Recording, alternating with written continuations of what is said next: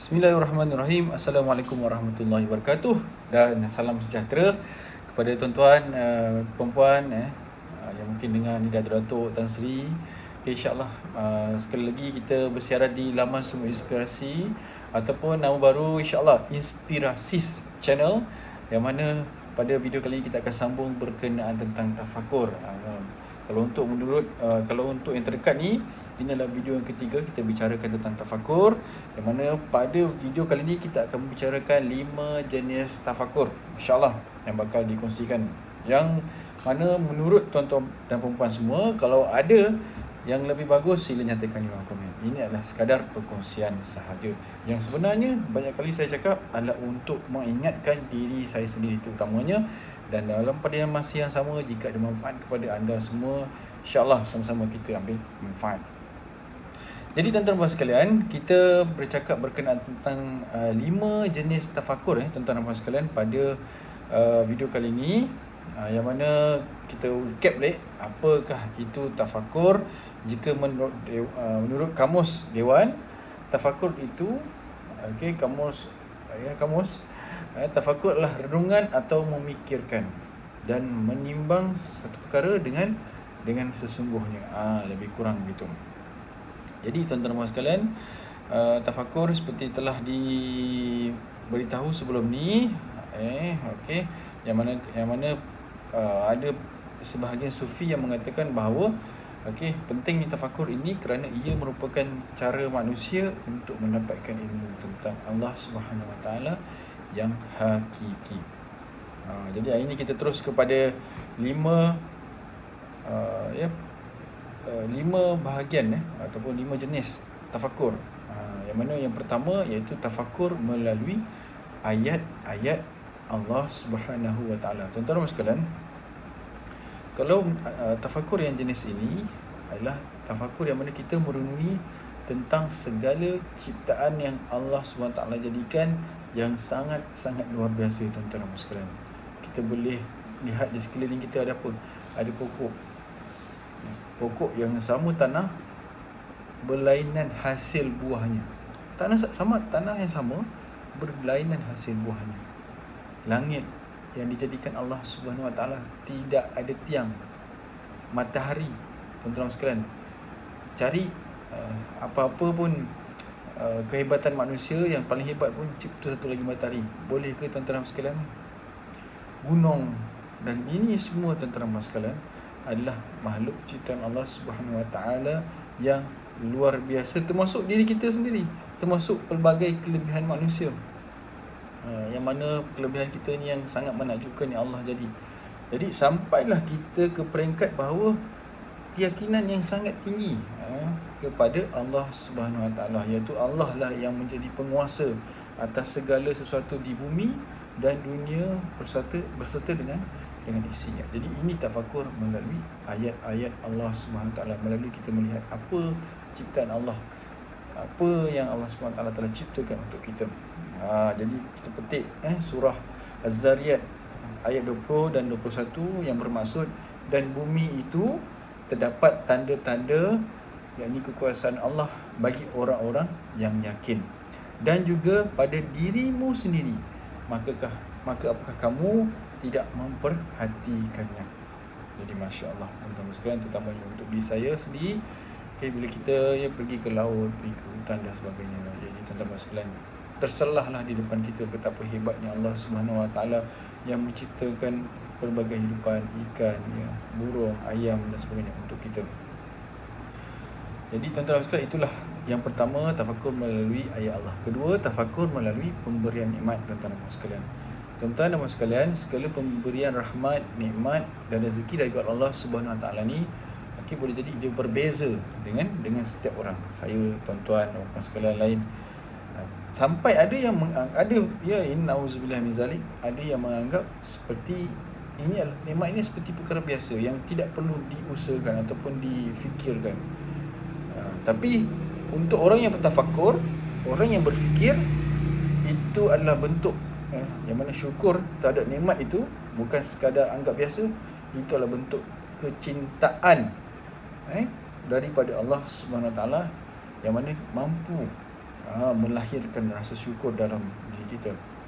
Itu sebab orang yang selalu bersyukur pada Allah, dia bertafakur kepada nikmat ini, melalui pemberian nikmat, bersyukur pada Allah atas nikmat-nikmat yang Allah SWT berikan, dan tuan-tuan dan pasti akan diberikan insya-Allah yang lebih.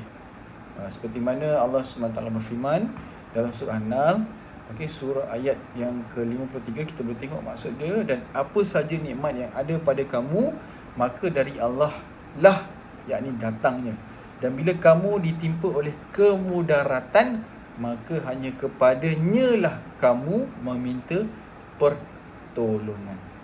Jadi tuan-tuan sekalian, tafakur tadi kita sebut melalui ayat-ayat Allah, ciptaan Allah yang jadikan daripada kita, di sekeliling kita. Kemudian melalui pemberian nikmat, tuan-tuan sekalian. Dan yang ketiga, tafakur tentang janji Allah Subhanahu wa ta'ala. Tafakur ni tuan-tuan sekalian, kita boleh gunakan adalah satu medium untuk kita mengingat tentang akhirat yang paling baik.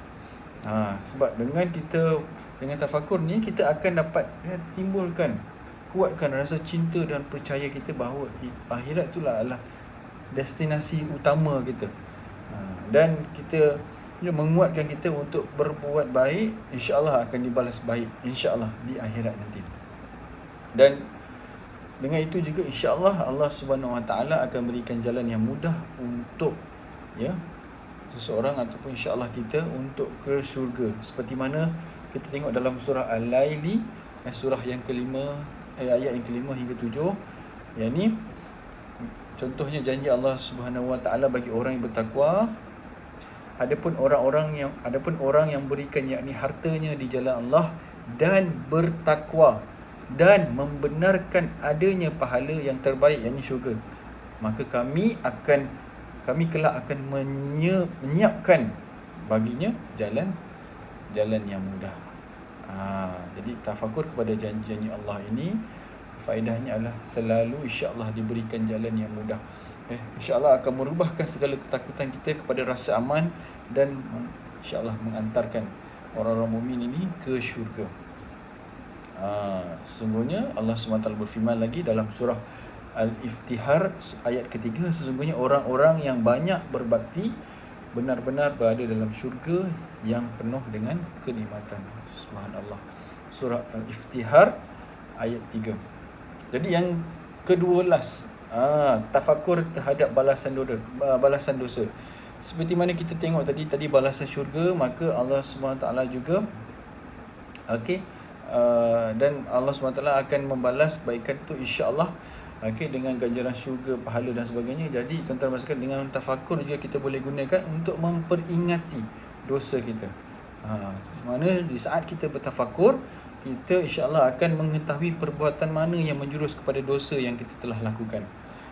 Tuan-tuan sekalian, jadi bila kita aware terhadap perkara ini, kita akan insya-Allah kita akan ingat dan kita waspada jika kita ingin lakukan dosa, insya-Allah. Peringatan untuk diri saya sendiri yang selalu buat dosa juga, tuan-tuan sekalian. Astaghfirullahalazim. Sebab Allah SWT sudah berikan ancaman kepada mereka yang dan pembalasan yang akan menanti apa saja yang dibuat, sama ada kecil atau besar, dosa, pahala dan sebagainya. Jadi orang yang derhaka mengira Allah Subhanahu Wa Taala yang menganiaya mereka, sebenarnya mereka sendiri yang menganiayai diri mereka sendiri. Nauzubillah min dzalik. Allah SWT berfirman dalam surah Al-Infitar ayat 14, yang mana dan sungguhnya orang-orang yang durhaka benar-benar dalam neraka. Jadi nauzubillah min dzalik. Semoga kita semua dapat insya-Allah syafaat Nabi SAW, dapat rahmat Allah SWT untuk ke syurga insya-Allah. Jadi yang terakhir, tuan-tuan sekalian, tafakur tentang kekurangan diri. Seperti juga dengan muhasabah, tafakur ni tuan-tuan adalah satu platform yang mana kita boleh mudah untuk kita untuk cek diri kita, ataupun dalam bahasa Indonesia dia introspection diri kita, diri sendiri. Dengan itu tuan-tuan sekalian, seseorang itu insya-Allah diri kita ni akan mudah memiliki rasa malu dan memiliki kekurangan yang banyak, insya-Allah, yang mana akan bawa kita kepada upgrade diri kita di kemudian hari supaya kita menjadi orang yang lebih baik setiap hari. Tuan-tuan dan puan sekalian, kalau kita ni hidup dalam keadaan yang kita tak semak, bukan kata kita nak mengingat peristiwa-peristiwa yang pahit, yang sedih dan sebagainya, tidak menyemak tuan-tuan dan puan sekalian tentang kekurangan diri kita, bagaimana kita nak atasi benda tu kan. Contoh sifat malas, sifat kurang berfikir tentang strategi kehidupan. Bagaimana kita nak atasi kalau kita tak menyedari ataupun tak cek apa kekurangan yang kita ada. Jadi insya-Allah dengan kita mengecek insya-Allah dengan mengecek diri kita, tafakur, kita menggunakan tafakur jenis ni, iaitu tafakur tentang kekurangan diri, insya-Allah akan melahirkan rasa malu, melahirkan insya-Allah sifat zuhud kita dan cinta akhirat dan juga ingat mati. Kalau kita tengok dalam surah Kahf ayat ke-18, dan sungguhnya kami telah menciptakan manusia dan mengetahui apa yang dibisikkan oleh hatinya, dan kami lebih dekat daripadanya daripada urat lehernya. Masya-Allah, na'udzubillah min zalik. Berbanyak hati kita, perbuatan kita ni yang berdosa ini, yang Allah SWT sudah tahu, yang jauh lebih tahu daripada kita. Jadi semoga kita semua insya-Allah dapat manfaatkan 5 jenis tafakur ni. Mungkin kita boleh ulang balik secara ringkas. Tadi pertama, tafakur melalui ayat-ayat Allah, iaitu ciptaan-ciptaan Allah di sekeliling kita. Tafakur melalui pemberian nikmat. Allah SWT dah bagi nikmat daripada kita kecil sampai besar. Berbanyak nikmat yang Allah SWT bagi, dan kurangnya syukur kita pada Allah SWT. Yang ketiga, tafakur tentang janji Allah SWT, iaitu yang balasan baik, apa yang kita dapat, kehidupan akhirat yang kita, bagaimana kita nak kejar insya-Allah. Dan keempat, tafakur terhadap balasan dosa, bagaimana dosa-dosa itu insya-Allah, masya-Allah akan dibalas dengan neraka, azab Allah SWT kalau kita berterusan. Masa ini adalah peringatan untuk diri saya, bukan diri tuan-tuan dan puan sekalian. Yang kelima, tafakur tentang kekurangan diri, bagaimana, apa yang perlu kita perbaiki. Kita ni terlalu tamak, terlalu bernafsu, terlalu malas dan sebagainya. Malas bertindak, malas bekerja, malas berbisnes kalau yang berbisnes tu. Jadi tuan-tuan sekalian, kita semua dapat mengambil iktibar insya-Allah dari perkongsian ini, yang mana perkongsian inilah bukanlah ilmu saya tuan-tuan sekalian, ilmu orang lain, ilmu makhluk Allah yang lain tuan-tuan dan puan sekalian, yang Allah jadikan, yang Allah ciptakan. Jadi sekadar itu saya sekadar menyampaikan sahaja. Jadi insya-Allah kita jumpa lagi pada video akan datang di Inspirasis Channel. Sungguh inspirasi insya-Allah, yang mana insya-Allah akan menyediakan konten-konten bersifatkan inspirasi untuk kita sama-sama menjadi orang yang lebih positif, lebih inspirasi insya-Allah. Kita jumpa lagi video akan datang. Assalamualaikum warahmatullahi wabarakatuh.